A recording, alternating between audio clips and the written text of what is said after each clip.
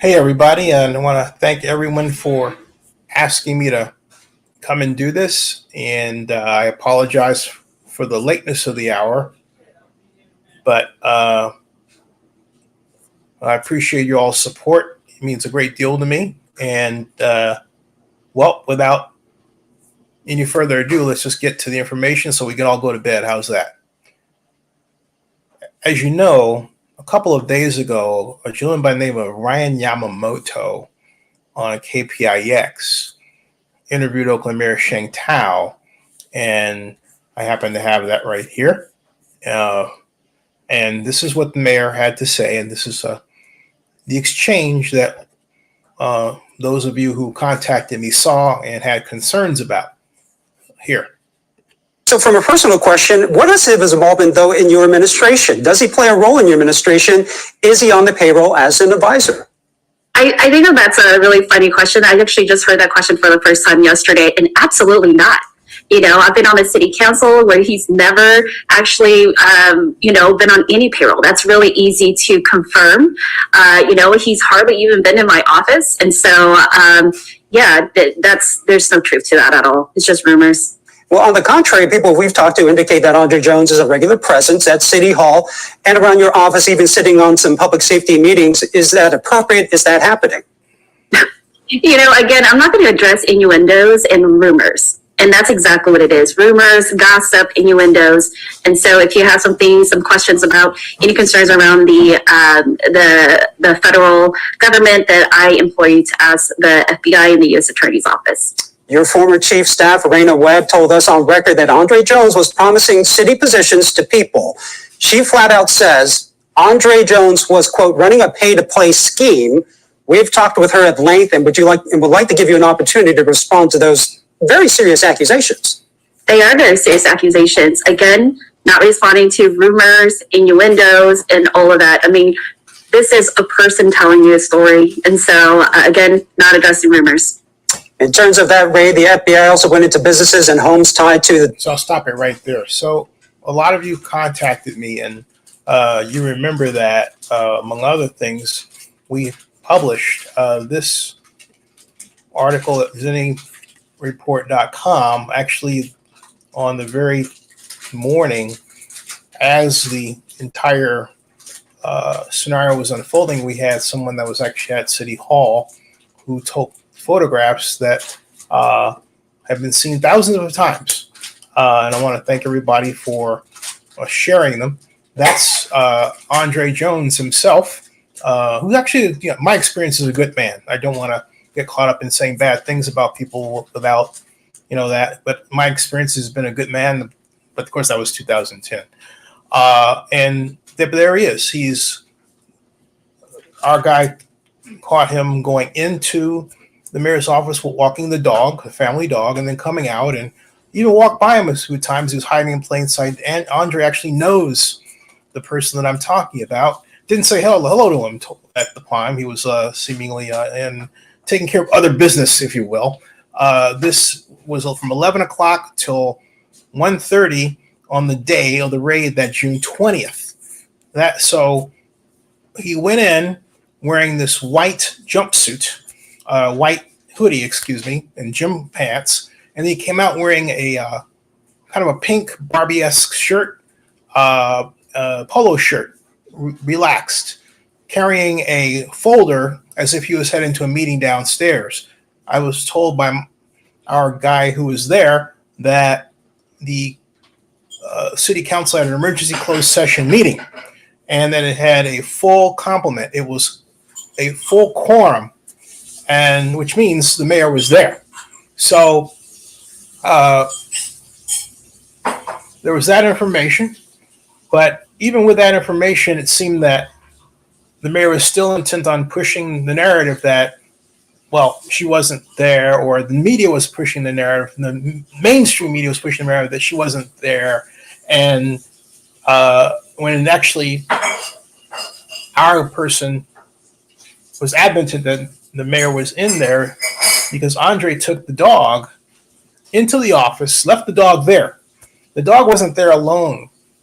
And it was quite clear that Andre and city administrator Justin Johnson, was going into that room for a reason. The city administrator doesn't go into the mayor's office room, with the intent of just making a casual visit. He does so on business, walking across City Hall, and that's what he did, and was spotted by our informant. So it was clear that they were trying to do the business of the city outside of the view of the media, any onlookers. The trouble is that the media, frankly speaking, didn't know who to look for, who to ask. One of the media guys walked right past our guy, looked at him, didn't even say hello to him, just kept going. So then I think a number of people just simply got tired of the misinformation train that had gone on, and decided to send another photograph, this one, that was sent to me. And this is one version of it that formed the cover that you see. This is actually Andre's phone. He was clearly in a meeting with a number of people, including at the top, that would be Brandon Haramy, Mayor Thao's longtime aide. And to the right in the photograph, the woman, it looks like Hollywood Squares, right? But except that the checkerboard is kind of turned sideways in a bit, kind of a side kind of warp, view. But that's Lee Hansen, who is chief of staff. This had to be her first meeting because it was January 13th of 2023. And then you could see the name Andre. That's Andre's phone. That's Andre's phone. And so obviously there's not a meeting of the reality, the real story versus the one the mayor would want to present. And so one has to ask, and I think others should ask the mayor why it's the case that this is being done.